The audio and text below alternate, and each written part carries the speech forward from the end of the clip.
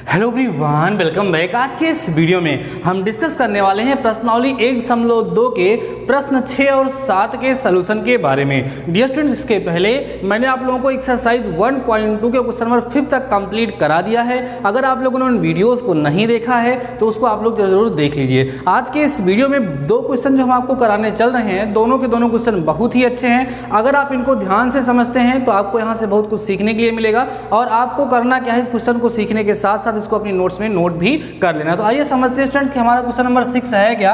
कह रहा है व्याख्या कीजिए कि 7 गुणे 11 गुणे 13 धन 13 और 7 गुणे 6 गुणे 5 गुणे 4 गुणे 3 गुणे 2 गुणे 1 धन 5 भाज्य संख्याएं हैं। डियर स्टूडेंट्स, आपको याद होगा कि मैंने आपको बताया है कि भाज्य संख्याएं क्या होती हैं। क्लास 10th में आपको एक अलग ही डेफिनेशन बताई गई थी कि वे संख्याएं जिनको एक और स्वयं के अतिरिक्त कोई और गुणनखंड प्राप्त होता है, या वे संख्याएं जो स्वयं और एक के अतिरिक्त किसी और से कटती हैं, वो भाज्य संख्याएं होती हैं। और वे संख्याएं जो केवल एक और स्वयं से कटती हैं, वह भाज्य संख्याएं होती हैं। जानते कैसे हैं इन्हीं से कटेंगी, हम उनके गुणनखंड को लिखते हैं। अगर उनके गुणनखंड में उनके और एक के अतिरिक्त कोई और गुणनखंड हमें प्राप्त हो जाता है तो इसका मतलब वो भाज्य संख्या है, और नहीं प्राप्त होता है तो वह भाज्य संख्या है। तो ये तो इसने पहले से ही क्लियर कर दिया है कि ये भाज्य संख्या है। बस आपको यहाँ पर इसको शो करना है, प्रूफ करके दिखाना है कि ये भाज्य क्यों है। तो समझते हैं, बड़ा ही अच्छा क्वेश्चन है स्टूडेंट्स। देखिए 6th का ये जो फर्स्ट पार्ट कह रहा है, ये हमारे पास 7 × 11 × 13 और प्लस में 13, ठीक है। हमें शो करना है, हमें दिखाना है कि यह एक भाज्य संख्या है। तो हमारा टारगेट क्या होगा, हमें ये दिखाना होगा कि इसमें इस संख्या के और एक के अतिरिक्त कोई और गुणनखंड हमें मिल जाए। तो स्टूडेंट्स ये बताइए, इस पूरे में क्या आपको 13 मीन्स 13 कॉमन दिख रहा है क्या? दिख रहा है। बचेगा कितना? 7 × 11 प्लस में 1, ठीक है। अब अगर आप चाहें तो इसको हम 30 × 11 से 77 1 78 13 गुणे 78 आराम से क्या कर सकते हैं, लिख सकते हैं, कोई दिक्कत तो नहीं है। अब देखिए ये आपकी पूरी संख्या थी। अब इस पूरी संख्या के दो गुणनखंड मिल रहे हैं, इसके अतिरिक्त कौन कौन? 13 और 78। इसका मतलब सिंपल सी बात है कि ये हमारा जो संख्या दिया गया था, ये संख्या एक भाज्य संख्या है। आप यहाँ पर लिखेंगे, क्लियर करेंगे, कहेंगे चूंकि दी गई संख्या, देखिएगा क्या लिखेंगे, चूंकि दी गई संख्या के योम एक के अतिरिक्त स्वयं और एक के अतिरिक्त गुणनखंड हैं, अतः यह एक कैसी संख्या हो जाएगी? भाज्य संख्या है। ये क्लियर हो गया, बात समझ में आ रही है। आप अलग अलग तरीके से लिख सकते हैं कि चूंकि दी गई संख्या के 13 और 78 दो और गुणनखंड हैं स्वयं और इसको एक को छोड़ करके, इसलिए यह एक भाज्य संख्या है। बात समझ में आ रही। कुछ लोग ऐसे भी बोल देते हैं कि इससे क्लियर हो रहा है कि दी गई संख्या 13 और 78 से विभाज्य है, अतः यह भाज्य संख्या या भाज्य संख्या नहीं है। बात समझ में आ रही है। सिंपल सा आपको इसके और एक के अतिरिक्त इसके एक गुणनखंड को दिखा देना है। अगर आपने इसके एक गुणनखंड को दिखा दिया स्टूडेंट्स, तो आप प्रूफ कर देंगे कि यह एक भाज्य संख्या है। क्लियर होगी। अभी इसके बेसिस पे मैं कुछ क्वेश्चन आपको प्रोवाइड कराऊंगा जो आप लोग प्रैक्टिस करिएगा। सेकेंड पार्ट देखो बच्चों, लिखा है 7 × 6 इंटू में कितना है? 5 इंटू में 4 इंटू में 3 इंटू 2 इंटू 1, ठीक है, और प्लस में 5 है। इसमें भी आपको वही दिखाना है। तो इसमें भी आपको कुछ कॉमन दिख रहा होगा, कॉमन कर लो यार। जब इसमें कॉमन करोगे तो 5 कॉमन आ गया, बचा कितना? 7 गुणे 6 गुणे 4 गुणे 3 गुणे 2 गुणे 1 धन 1।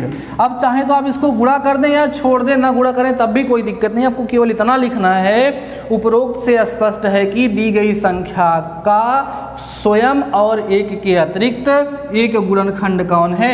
5 है, अतः यह एक भाज्य संख्या है। इसको आप लोग लिख लेंगे, ठीक है, इसको लिख लेंगे, बस ये क्वेश्चन सॉल्व हो गया। तो बहुत ही अच्छा क्वेश्चन है। इस तरह क्वेश्चन आपको मिलेंगे तो आपको इसको सॉल्व करने का प्रॉपर तरीका मैंने आपको बता दिया है। देखो एग्जाम में जो क्वेश्चन आएंगे कोई जरूर नहीं पर्टिकुलर यही क्वेश्चन आ जाए जो आपके सामने हमने लिखा है, क्योंकि एनसीईआरटी की बुक अब इसके बेसिस पे डिफरेंट टाइप्स के क्वेश्चंस आप लोगों से पूछे जाते हैं। इसलिए मैं आपको बोलता हूँ ना, अपने कंसेप्ट पर ध्यान दीजिए। अगर आपको आपका कंसेप्ट पता है, आपको लॉजिक पता है, तो उसके बेसिस पे कोई भी क्वेश्चन आपसे पूछा जाएगा तो आप उसको सॉल्व कर लेंगे। इसलिए कंसेप्ट पे विशेष ध्यान आप लोग दिया करिए। चलिए क्वेश्चन हो गया।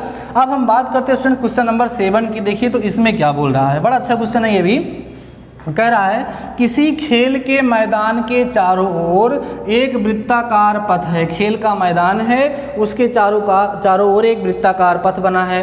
कह रहा है इस मैदान का एक चक्कर लगाने में सोनिया को 18 मिनट लगते हैं, जबकि इसी मैदान का एक चक्कर लगाने में रवि को 12 मिनट लगते हैं। मान लीजिए कि दोनों एक ही स्थान और एक ही समय पर चलना प्रारंभ करते हैं, तो एक ही दिशा में चलते हैं भी बोल रहा है, तो कितने समय बाद वे पुनः प्रारंभिक स्थान पर मिलेंगे। समझने का प्रयास करिए स्टूडेंट्स। ऐसे समझ लीजिए कि आपके पास ये एक सर्कुलर पाथ है, वृत्ताकार रास्ता है, ठीक है। दो लोग हैं, कौन कौन है, रवि है और एक का नाम यहाँ पर सोनिया दिया है, सोनिया है और रवि हैं। दोनों लोग एक ही पॉइंट से चलना, सपोज करिए पॉइंट ए है और दोनों लोग इसी डायरेक्शन में चलना स्टार्ट करते हैं, ठीक है। एक को एक चक्कर लगाने में कह रहे हैं सोनिया जो होती है इसका चक्कर लगाती है तो कितना मिनट लगता है, 18 मिनट, जबकि एक मतलब चक्कर लगाने में रवि जो है उनको 12 मिनट लगता है। एक को 18 मिनट लगेगा और एक को 12 मिनट लगेगा। तो देखो जैसे यहाँ सपोज कर लीजिए हम एक 18 मिनट वाले चले तो घूम के आए 18 मिनट में एक चक्कर, 36 मिनट में 2 चक्कर लग गया, तो 2 चक्कर बाद ये इसी पॉइंट पर पहुंच रहे हैं। 12 वाला एक चक्कर लगाया यहाँ पहुंचा, दूसरा का चक्कर लगाया 24 मिनट लगा, तीसरा का लगाया 36 मिनट लगा। इसका मतलब 36 मिनट बाद पहले वाले का 2 चक्कर लगेगा और इसका जो है 3 चक्कर लगेगा। ये 2 चक्कर बाद और ये 3 चक्कर बाद इस पॉइंट ए पर ही पहुँच जाएंगे, माने 36 मिनट बाद ये दोनों एक पॉइंट पर आकर के पहुँचेंगे उसी पॉइंट पर। अब इसको हम ज्ञात कैसे करेंगे, इनका लासा निकाल लीजिए, ठीक है। आपको क्या करना है, इसको आप कहेंगे प्रश्नानुसार, सिंपल सा आपको सिंपल बता रहा हूँ, आप लिख दीजिएगा प्रश्नानुसार हम क्या करेंगे 18 तथा 12 का क्या ज्ञात करेंगे बच्चों, 12 का लासा ज्ञात करेंगे। अब लासा ज्ञात करना आपको पता है, आप कर सकते हैं कैसे, सिंपल सा 18 गुणनखंड कर लो बच्चों। कैसे करोगे, या 7 वाला जो आपको सिखाया था हमने उससे प्रयोग कर लीजिए। 12 लिखिए और 18 गुणनखंड कर डालिए जल्दी इसका, 2 छंग 12 2 9 18 ना। उसके बाद फिर आप यहाँ किससे काटोगे, 2 तिहाई 6 और यहाँ 9 ही होगा ना।